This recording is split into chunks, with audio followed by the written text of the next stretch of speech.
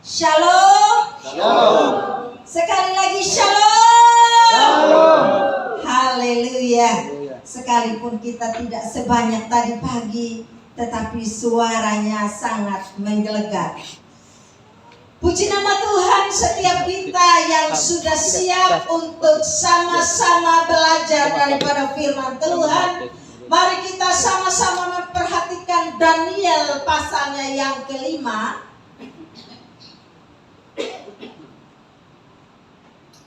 Itu satu perikopnya ada 30 ayat.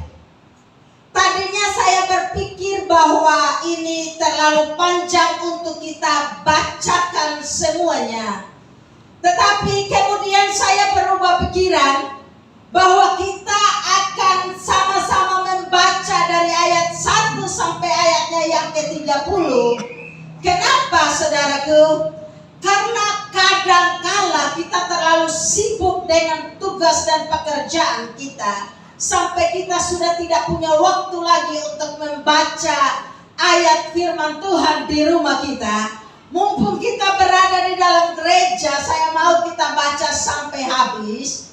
Sebab waktu kita tadi pagi Bapak Pendeta Alisu bilang bahwa 24 jam dalam sehari itu, berapa lamakah waktu yang kita sediakan untuk Tuhan. Itu sebabnya saya mohon dengan sangat, saudara tolong jangan bosan dan jangan mengeluh. Sebab kalau kita main media sosial saja, nonton drama Korea saja, kita bisa menghabiskan berjam-jam. Tetapi ketika kita membaca firman Tuhan, kita mulai ngomel dan bilang, lihat kalau Ibu Kristi yang khotbah tuh, pasti itu jamnya akan paling panjang. Inilah saya, tidak bisa pencitraan, omong apa adanya. Haleluya, siap kok? Siap. Amin, amin. Lemah ya. Sudah siap untuk membaca begini banyak ayat? Amin. Haleluya. Jangan siap di mulut tapi tidak siap di hati. Oleh karena terlalu banyak ayat, ini kan ada 4 deret kursi. Ayatnya yang pertama akan saya bacakan buat kita bersama. Dan nanti di ayatnya yang kedua sampai ayatnya yang ke-8, saya mohon sebelah kiri saya yang paling kiri. Ayatnya yang ke-8 sampai 9. ayatnya yang ke-15, masing-masing deret 7 ayat. Ya. Tadi 2 sampai 8. 2 sampai 8. Di sini 9. Oh, ayat 9 sampai ayatnya yang ke-15, 7 ayat ya. Tapi kemarin jangan lihat begitu dong. Haleluya. Amin. Terus ayatnya yang ke-16 sampai 7 ayat tuh 22 ya. Sampai ayatnya yang ke-22 sebelah kanan saya yang di sini. Ayatnya yang ke-23 sampai ayatnya yang ke-29 sebelah sini. Dan nanti ayatnya yang ke-30 kita akan sama-sama. Kita lihat suara yang paling kencang. Kita mulai. Tulisan di dinding. Raja Belsasar mengadakan perjamuan yang besar untuk para pembesarnya. 1000 orang jumlahnya. Dan di hadapan 1000 orang itu ia minum anggur. Baca sesuai intonasi suara saya. Silahkan deretan kiri. Pelan-pelan, jangan kejar-kejaran. Dalam kemabukan anggur, Belsasar menitahkan orang membawa perkakas dari emas dan perak yang telah diambil oleh Nebukadnezar ayahnya dari dalam bait suci di Yerusalem, supaya raja dan para pembesarnya, para istri dan para gulit mereka minum dari perkakas itu. Kemudian dibawalah perkakas dari emas dan perak itu yang diambil dari dalam bait suci, rumah Allah di Yerusalem. Lalu raja dan para pembesarnya, para istrinya dan para gunting mereka minum dari perkakas itu. Mereka minum anggur dan memuji-muji dewa-dewa dari emas dan perak, tembaga, besi, kayu, dan batu. Pada waktu itu juga tampaklah jari tangan-tangan manusia menulis pada kalbu dinding istana raja di depan kaki dia, dan raja melihat punggung tangan yang sedang menulis itu.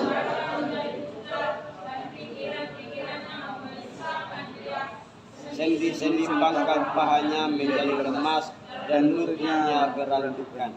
Kemudian berserulah raja dengan keras supaya para ahli jambi, para kasdim dan para ahli nujum dibawa menghadap.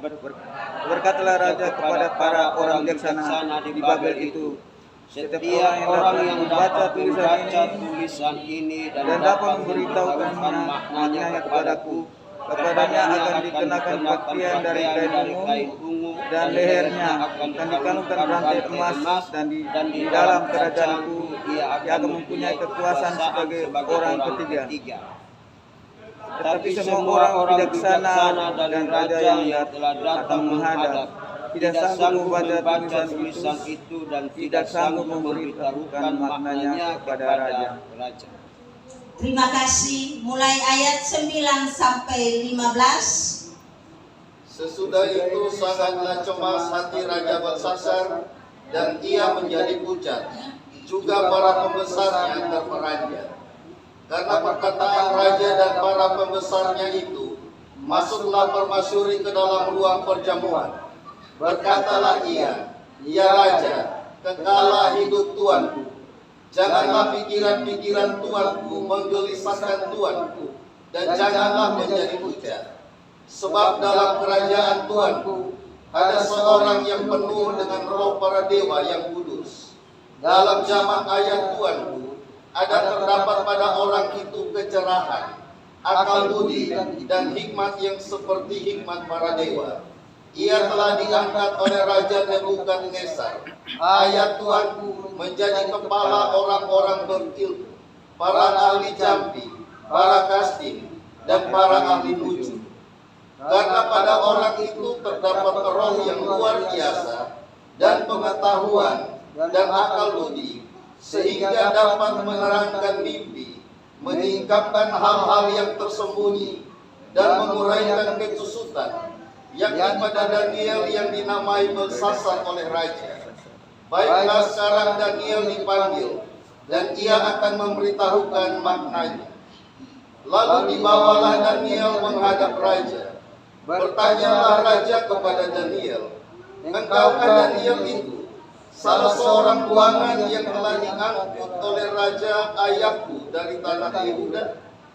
Telah kudengar tentang engkau, bahwa engkau penuh roh para dewa, dan bahwa padamu terdapat kecerahan, akal budi, dan hikmat yang luar biasa.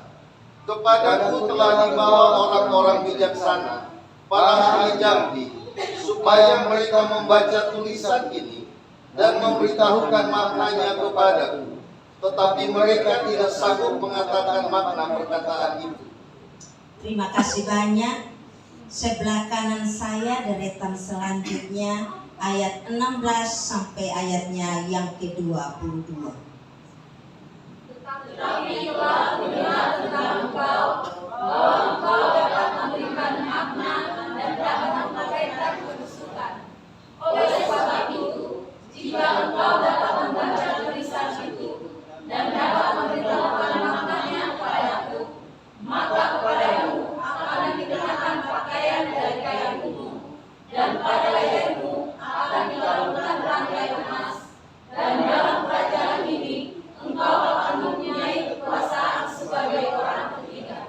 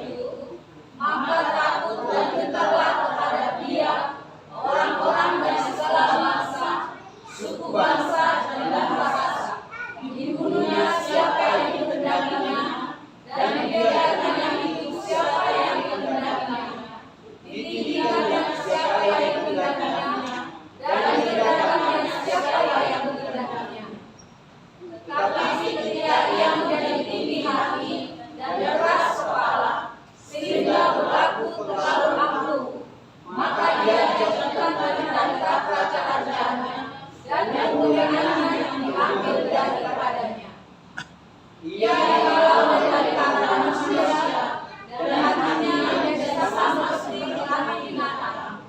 Dan tempat tinggalnya ada di antara keledai hutan. Kepadanya diberikan makanan rumput seperti pada lembu, dan tubuhnya basah oleh embun dari langit.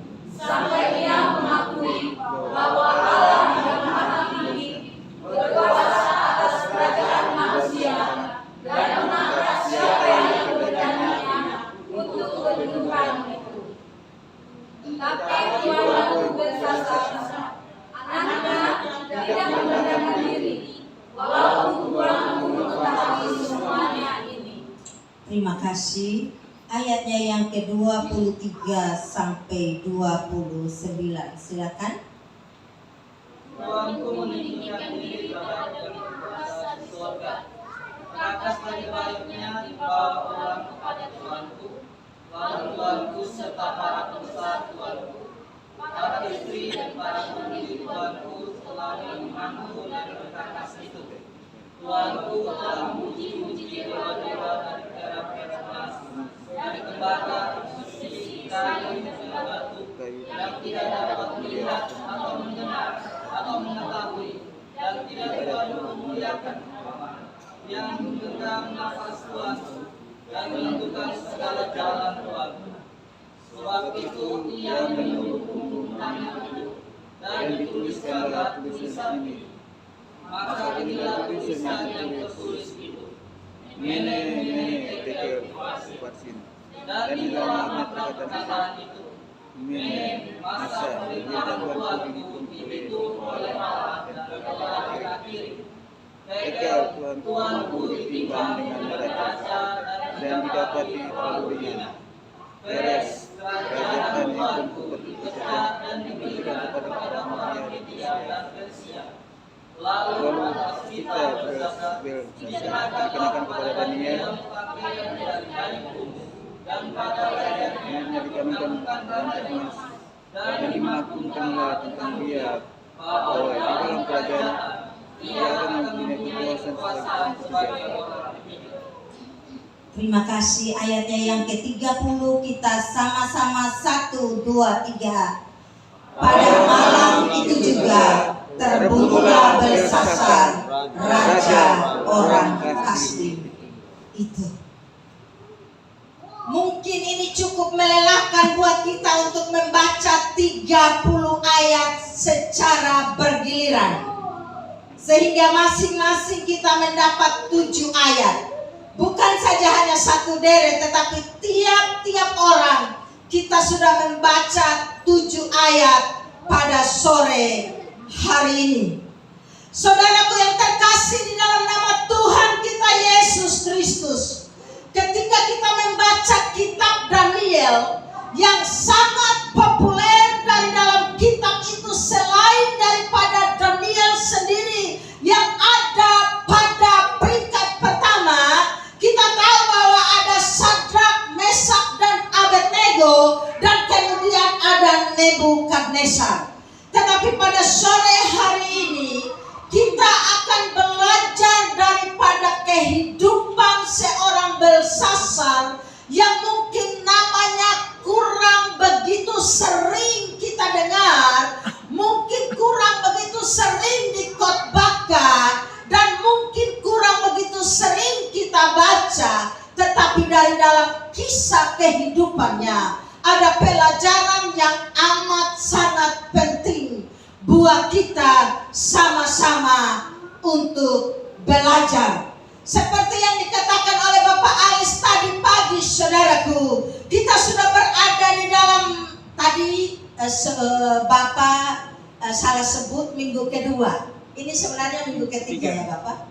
Kita sudah berada dalam minggu ketiga di tahun 2023. Dan sebentar lagi kita akan masuk ke dalam tahun 2024. Tetapi kalau kita tidak mau belajar untuk menanggalkan kebiasaan-kebiasaan lama kita yang seringkali kita nyaman di dalamnya, kita merasa kita sudah sangat aman di dalam kehidupan kita yang sekarang kita menjadi orang yang sama saja terus-menerus. Begitu tahun yang baru datang, kita begitu bersemangat untuk merubah kehidupan kita. Tetapi begitu bulan Februari ke atas, sampai nantinya hampir pergantian tahun lagi, kita sudah mulai kendor. Ya, itu ada istilah dari seorang tim inti Komsel Pemulihan Tanpa Batas. Tidak ada hujan, tidak ada angin, jangan kendor. Jadi kita sudah mulai lemah sedikit kalau baca jangan kendor. Oh ya, saya tidak boleh kendor. Itu sebabnya pada sore hari ini, sebelum kita melangkahkan kaki kita kepada tahun 2024, saya ingin kita belajar. Ini mungkin sebuah teguran yang keras. Sebab Tuhan memberikan teguran itu kepada Belsasar, dan sudah tidak ada kesempatan lagi bagi dia untuk memperbaiki langkah-langkah hidupnya ke depan. Itu sebabnya patut menjadi pelajaran berharga buat kita, sehingga kita tidak akan tinggal di dalam kebiasaan kita yang lama, tetapi kita mau belajar melangkah selama masih ada kesempatan. Amin. Kita hanya akan fokus memperhatikan mulai ayatnya yang ke-20 sampai ayatnya yang ke-30 di bawah tema kesombongan adalah awal daripada kejatuhan.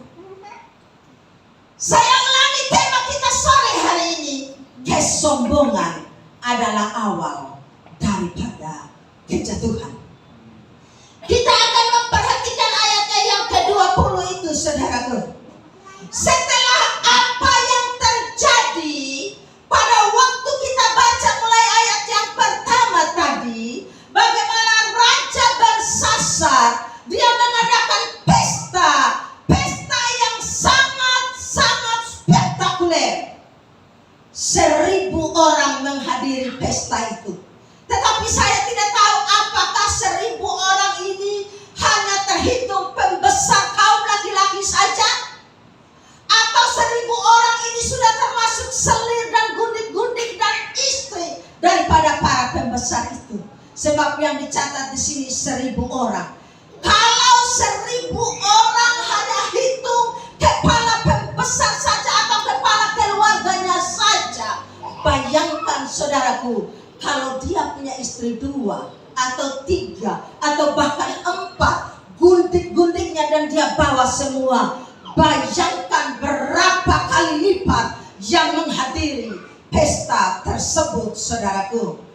Dan di tengah-tengah mereka berpesta pora.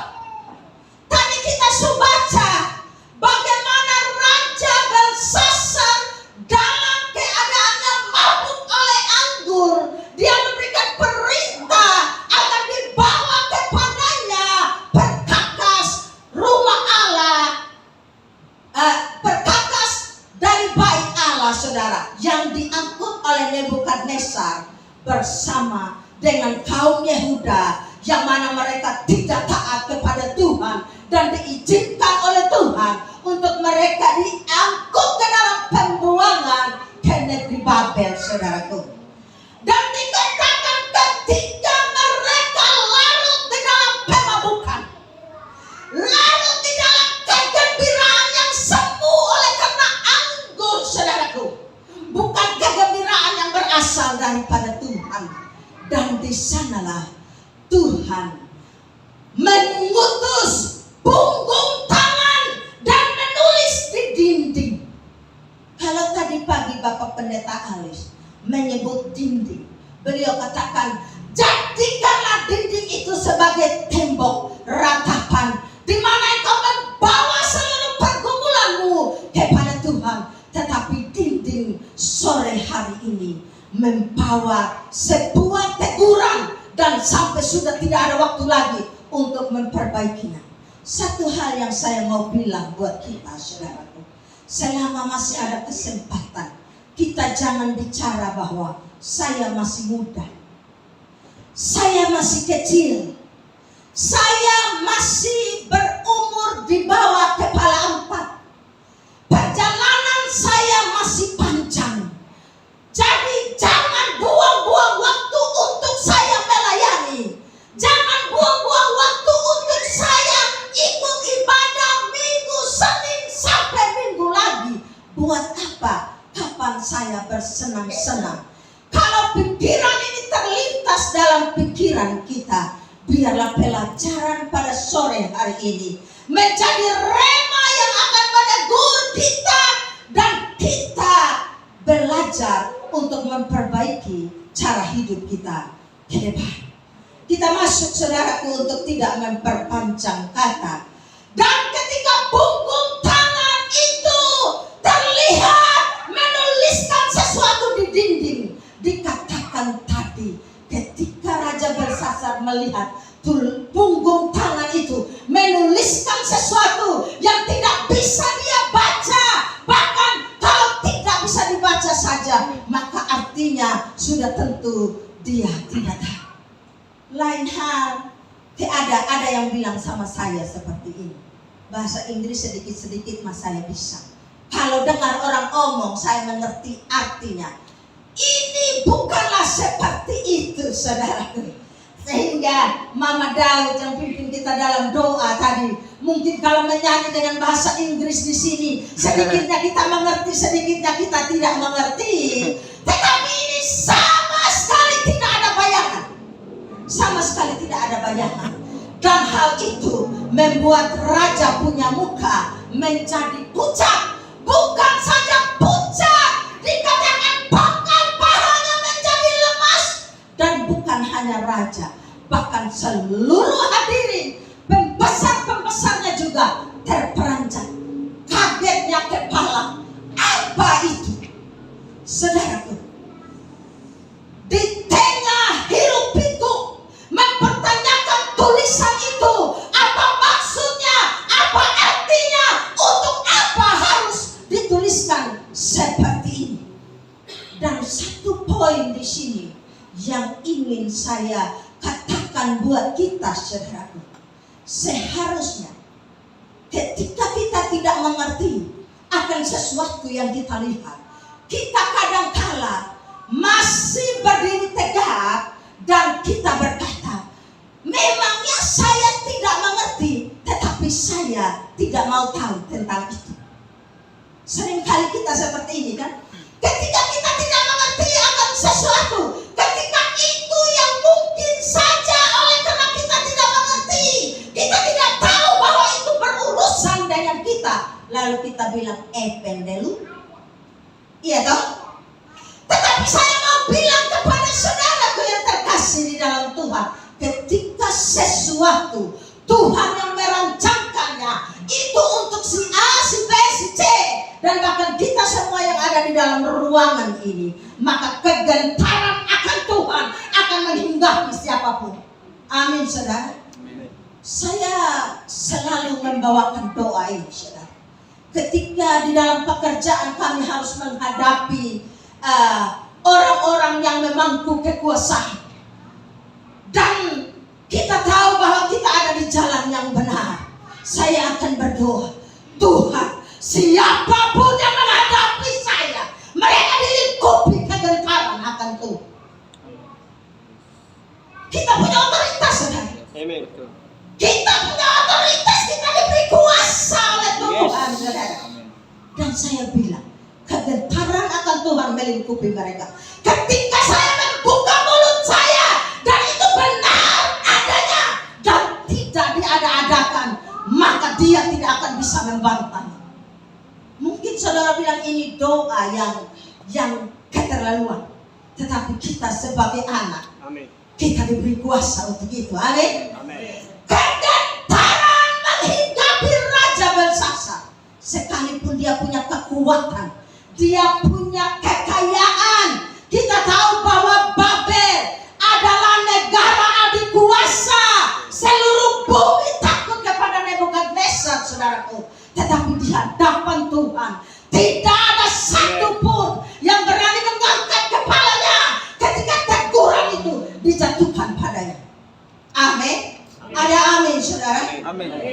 Dan saudara, tidak ada seorang pun yang bisa membaca tulisan di dinding itu.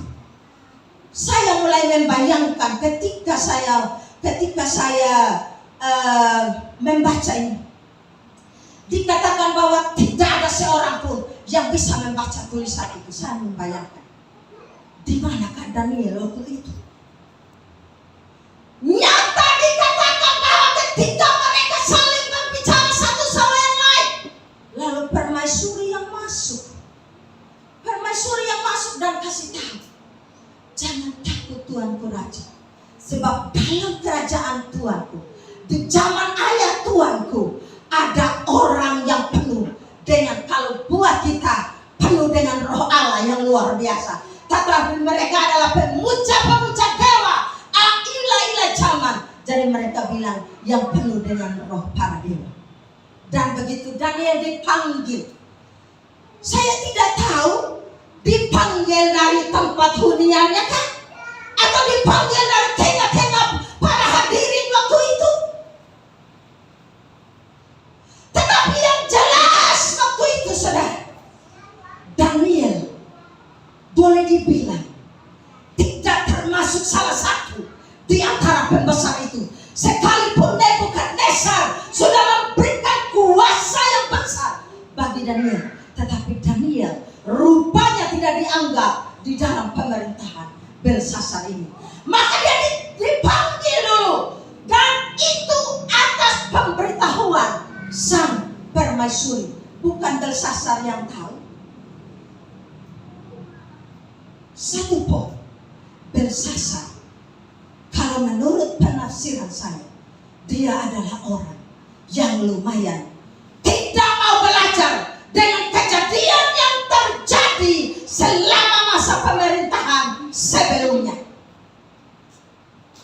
Dan saudara, ketika Daniel dipanggil, maka sebagian ayat yang mulai diulang oleh Daniel mengucapkannya di hadapan Belsasar, saudaraku, apa yang sudah pernah terjadi kepada Nebukadnezar oleh karena dia menyembuhkan dirinya, oleh karena dia hidup di dalam keangkuhan di dalam kehidupannya. Dia adalah orang yang congkak, tetapi Tuhan Allah Bapa di sorga sanggup untuk merendahkan siapapun juga. Amin. Ketika dia melanggar ke apa yang sudah ditetapkan oleh Tuhan. Dan salah satu, saudara mungkin nanti baca di rumah, jawaban daripada Daniel itu, ketika Daniel dipanggil dan menjanjikan pemberian. Ini juga satu poin yang harus kita catat. Ketika kita membantu orang, memberikan sebuah bantuan kecil saja kepada orang, kita sebagai manusia, kita seringkali mengharapkan imbalan. Betul bukan? Kalau orang yang sudah kita bantu, lalu dia itu berlaku seakan tidak tahu diri, maka hati kita mulai panas dan kita bilang, dasar dia tidak tahu diri. Dia lupa, saya sudah bantu dia. Ya. Atau mungkin kita mengharapkan, semoga saja dia punya sesuatu yang nantinya saya bantu dia supaya saya mendapatkan keuntungan. Pernah seperti ini? Mohon maaf, ini mungkin bisa menggores luka di hati kalau kita tidak bersedia untuk ditegur oleh firman Tuhan. Saudara, ada orang yang bilang sama saya, Bu, khotbah itu jangan terlalu keras-keras. Nanti ada orang yang tersinggung. Sekarang saya mau tanya, kita mau jaga orang tersinggung atau mau sampaikan apa yang Tuhan taruh di hati saya? Saya lebih takut kepada Tuhan daripada kepada manusia. Saya tidak gila hormat mau berdiri di sini. Kalaupun saudara bilang, Bapak Gembala, tidak usah kasih mimbar. Saya tidak bilang mimbar, saudara. Apa yang Tuhan taruh di hati saya harus menyampaikan. banyak orang di sini yang tahu sifat asli saya. Saya orang bukan pencitraan, saudara. Saya tidak suka ya tidak suka. Lu salah ya pasti saya tegur. Saya salah ya saya minta ditegur. Sampai kapan kalau kita nina-bobokan diri kita sendiri dan menina-bobokan orang lain? Tidak ada gunanya. Munafik, saudara. Saya omong baik-baik, elus-elus dengan motivasi yang tidak tulus. Motivasi mau mendapatkan sesuatu.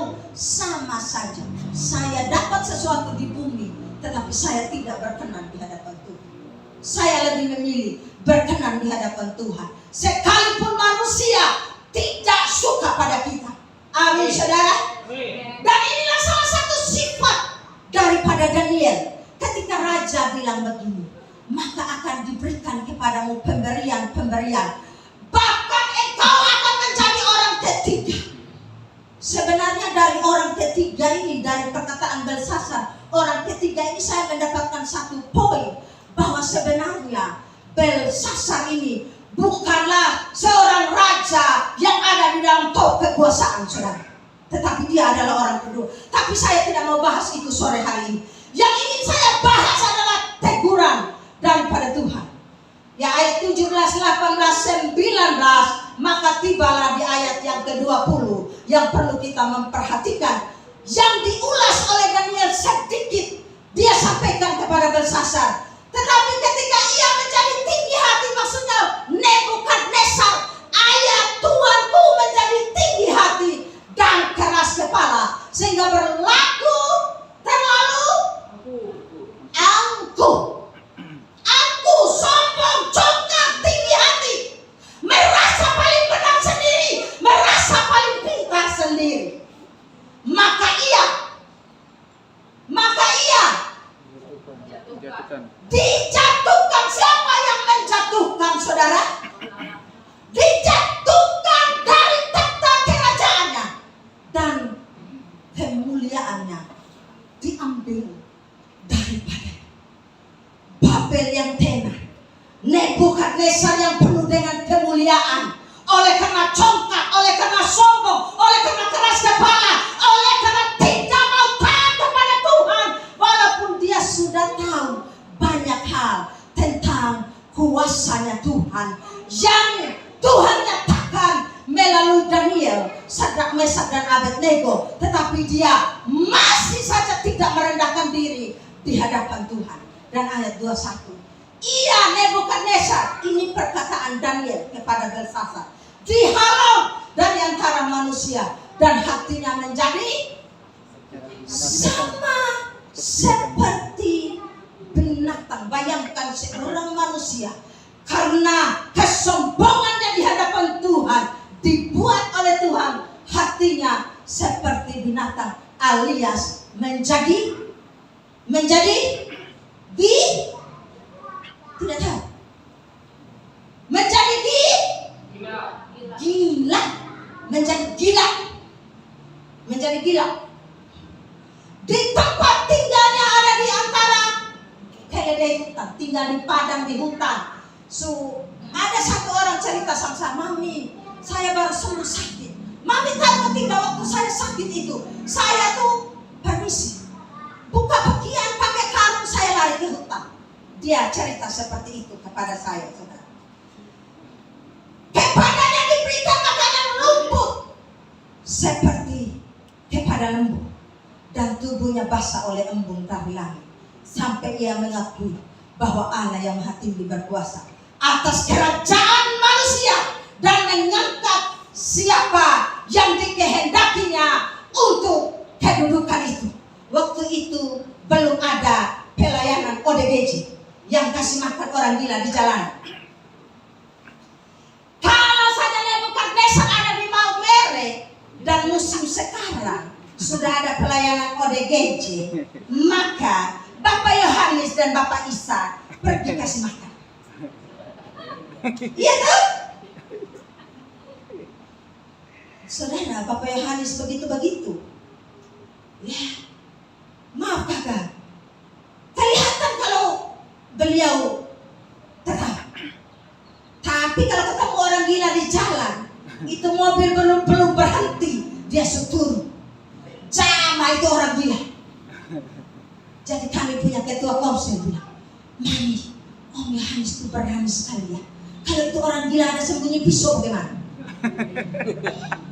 Saya bilang kalau dia mencabut pisau oleh karena digerakkan oleh roh jahat, harus kita tahu roh jahat apapun di muka bumi ini tunduk di bawah kuasa Tuhan, dan kuasa Tuhan ada di dalam kehidupan kita.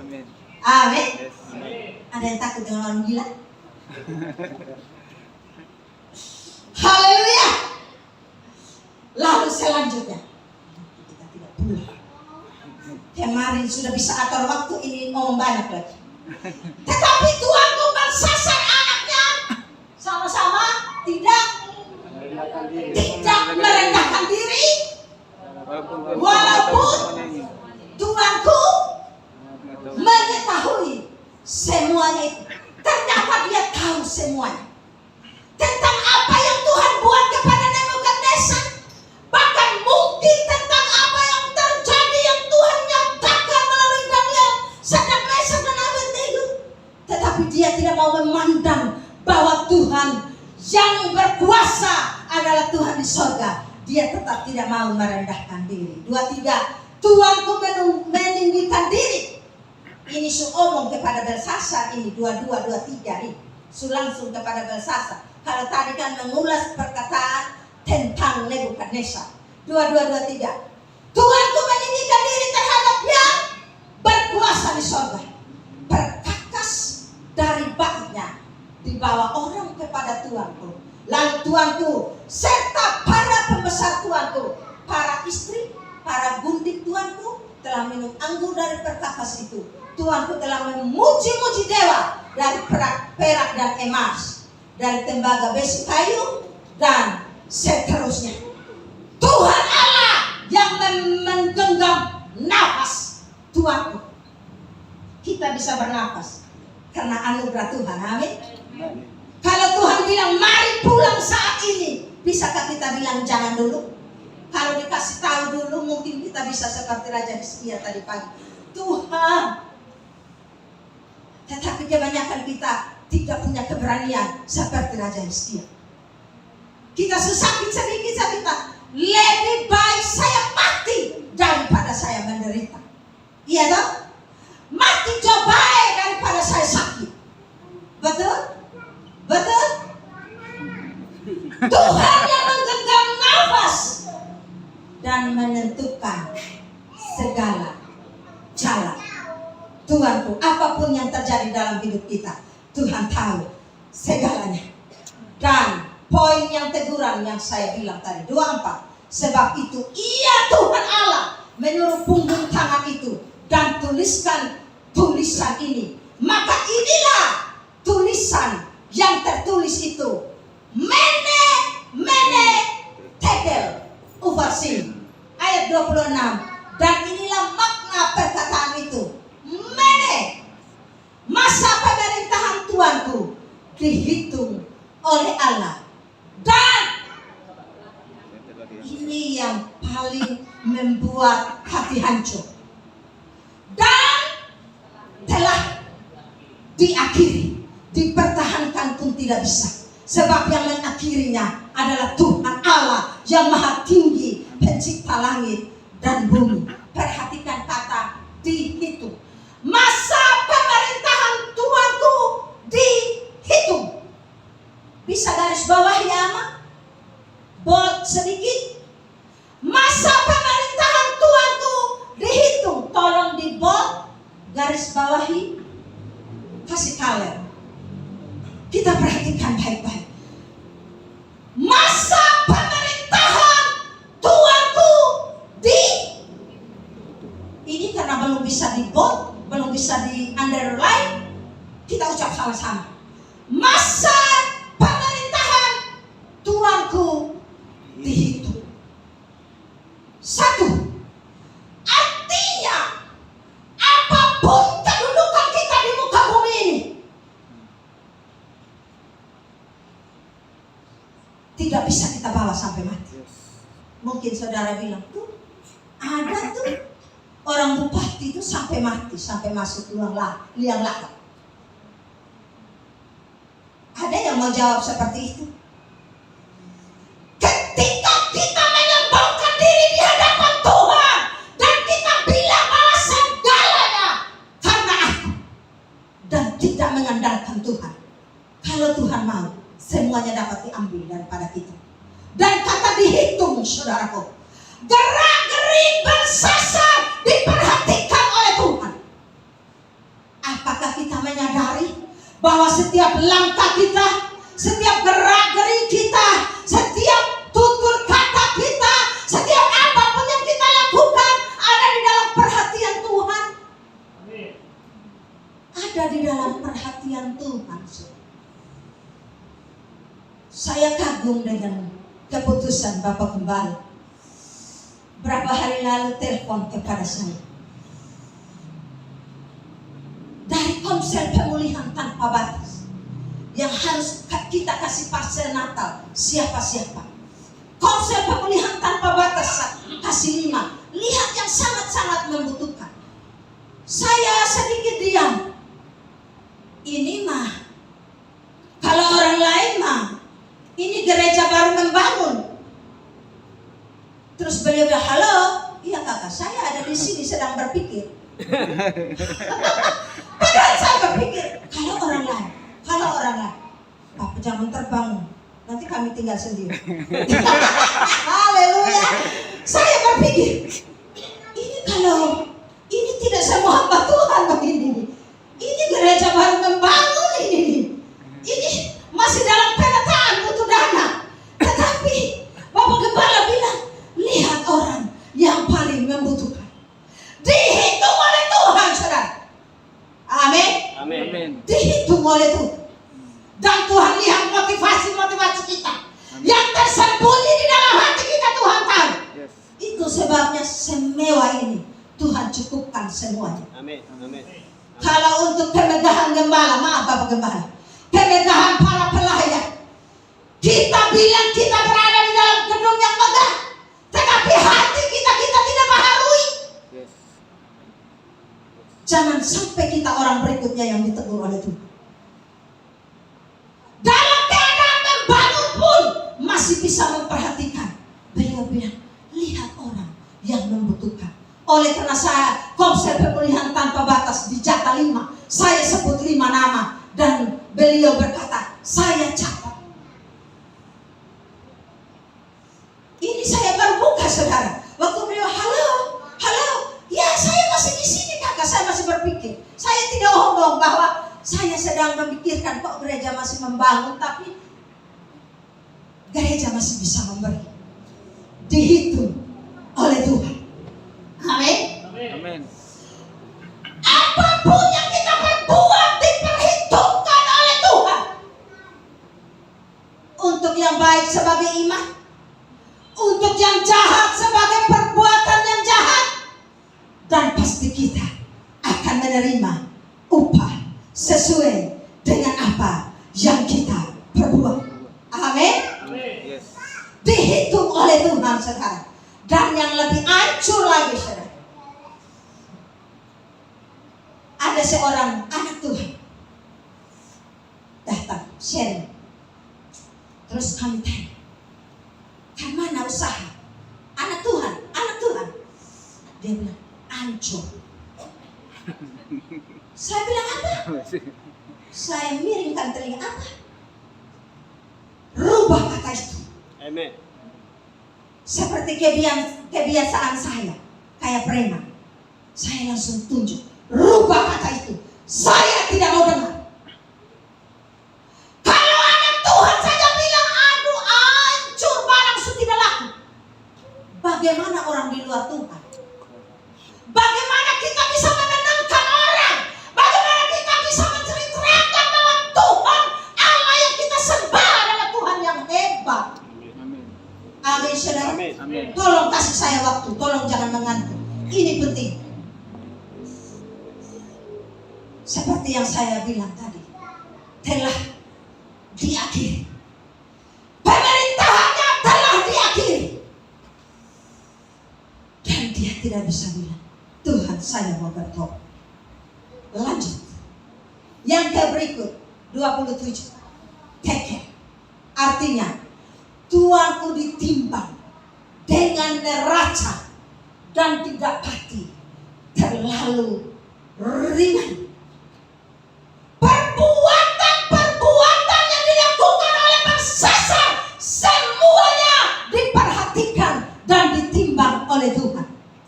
Banyak berbuat belum tentu banyak berkenan di hadapan Tuhan. Banyak berbuat belum tentu timbangan dalam neraca ini menjadi berat. Tergantung motivasi. Berbuat untuk mencari nama, berbuat supaya diakui, berbuat karena gengsi, berbuat supaya dihormati,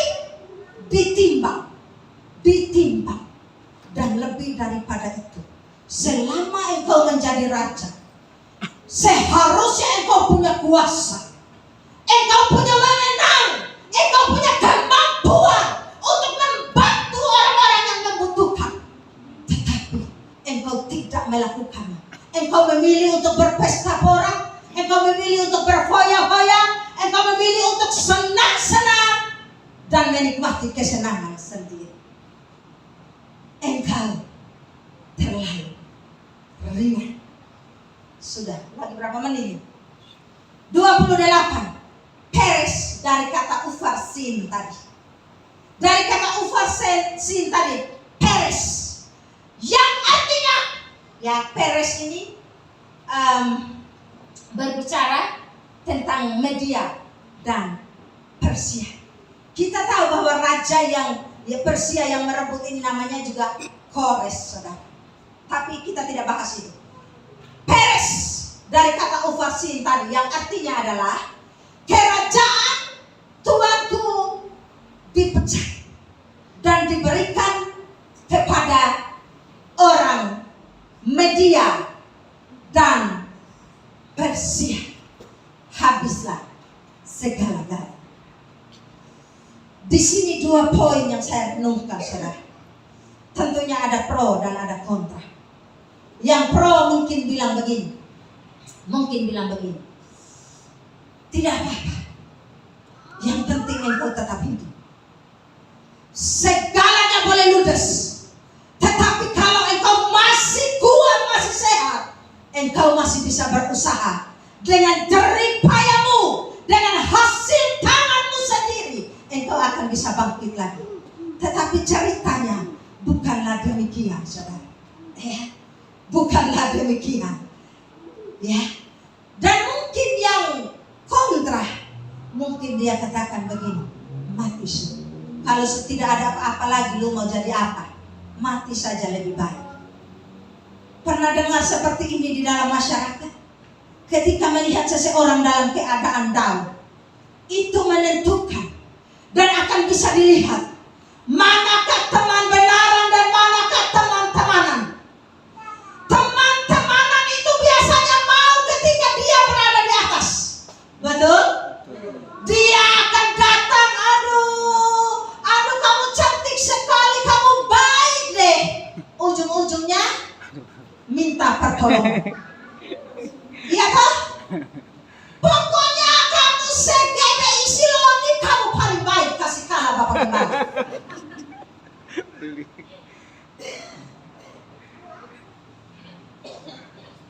Jangan lebay. Ya. Jangan terhasut dengan pujian.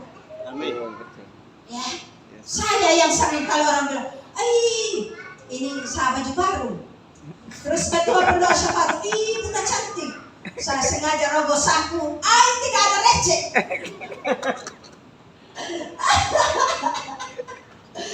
Itu karena ketuaku, ya, dan kita satu di dalam gereja ini. Kalau jemaat yang sering datang minta tolong, lu puji sampai lu mulut babusa. Saya tidak akan sengaja rogoh-rogoh satu dan bilang ini receh. Haleluya. Kayaknya tidak suka nih haleluya tidak jawab. Semangat kok. tidak suka pecah gas terus. Saya yakin tidak ada yang berani bangun pulang. Haleluya. Amin. Haleluya. Ya. Lalu atas perintah Belsasar tetap dikenakan kepada Daniel, saudara, dan tetap kasih kekuasaan sebagai orang ketiga. Tetapi sangat disayangkan, ini habis, sangat disayangkan, sangat disayangkan. Daniel sudah membaca itu teguran dengan begitu jelas, dengan artinya, bahkan mungkin dia bilang orang-orang lain pasti Daniel sudah tahu, Tuhan sudah kasih tahu ini teguran ini begitu keras, pasti Tuhan sudah tahu apa akibat dari ketidaktaatannya selama ini, pasti Daniel sudah tahu. Tapi mungkin orang lain bilang begini, ya terlalu kejam, ya. Karena di ayat 30, pada malam itu juga terbunuhlah Belsasar, raja orang Kasdim itu. Latar belakangnya adalah ketika mereka berpesta tadi di malam perayaan tahun baru, saudaraku, itu orang Media Persia itu sudah mengepung kerajaan Babel, saudaraku. Dan Tuhan mengizinkan itu supaya Belsasar mati terbunuh di malam itu juga. Dan inilah yang Daniel bilang tadi, Tuhan Allah yang menggenggam nafas tuanku.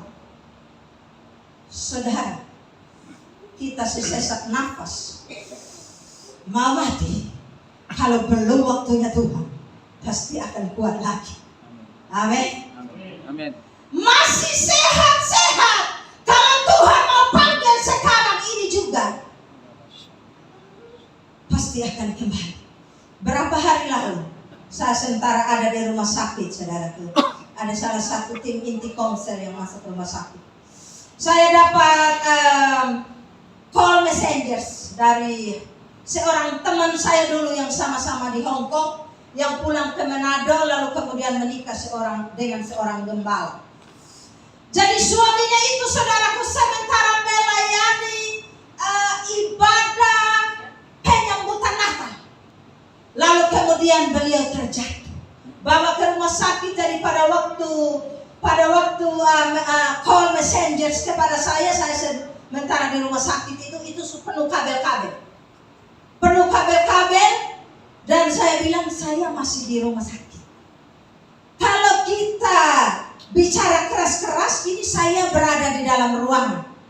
Saya mohon maaf, saya pulang sampai rumah baru saya call. Dan tahu ya saudara, begitu saya sampai rumah saya call, dia tidak angkat. Tetapi tiba-tiba teman kami yang lain yang dari Hong Kong bilang turut berduka cita. Lalu saya menghubungi teman-teman yang lainnya yang ada di Manado. Saya bilang, jarak rumah kalian ke rumahnya si A ini berapa jarak? Tolong lihat ke sana, kayaknya sesuatu terjadi karena seperti ini. Dan beliau bilang, kami jarak 3 jam kakak, sehingga besok baru kami pergi lihat.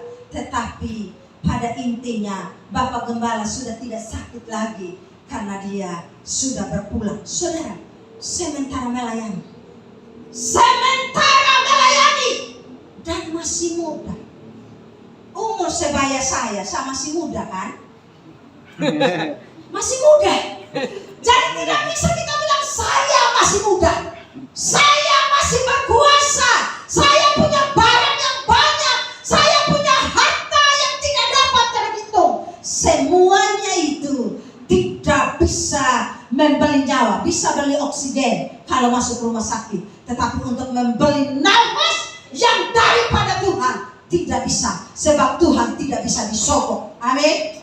Tuhan tidak bisa disogok. Itu sebabnya selama masih ada waktu, jangan kita selalu buat alasan. Hari ini saya seperti ini, saya tidak gereja. Hari ini saya seperti ini, saya tidak konser. Hari ini saya seperti ini, tolong saya digantikan, saya tidak bisa melayani. Silakan, itu hak saudara. Itu hak saudara. Carilah alasan sebanyak-banyak mungkin. Kemarin di dalam doa saya kepingin berdoa, Tuhan, semua jemaat Tuhan yang suka mencari-cari alasan, Tuhan tolong perhatikan.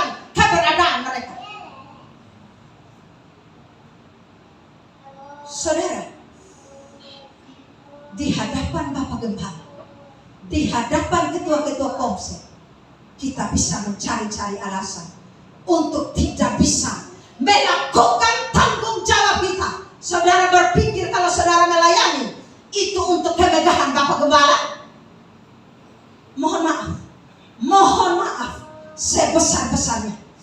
Kita melayani itu untuk kemuliaan Raja di atas segala raja, dan itu diperhitungkan sebagai upah untuk kita. Jangan seorang pun memegahkan diri bahwa kalau tidak ada dia pelayanan tidak jalan. Saudara, tidak ada saya di sini. Tuhan sediakan orang lain untuk menggantikan saya di sini. Jangan memegahkan diri, ditimbang, dihitung semuanya oleh Tuhan. Dari mana kita melayani Tuhan dengan talenta yang Tuhan berikan, dengan tanpa mencari-cari alasan apa saya hari ini. Jangan sampai Tuhan berikan teguran dan kita tidak punya kesempatan lagi. Menyesal pun sudah tidak ada nafas di dalam hidup kita. Mohon maaf. Mulai dari hari ini kita belajar untuk mengatur waktu sedemikian rupa. Jangan biarkan waktu yang mengatur kita, dan waktu itu yang menggenggam kita, sehingga kita tidak bisa melakukan sesuatu untuk pekerjaan Tuhan, terlebih untuk Tuhan. Bahkan karena sibuk terlalu, kita doa pun kita tidak punya waktu di hadapan Tuhan.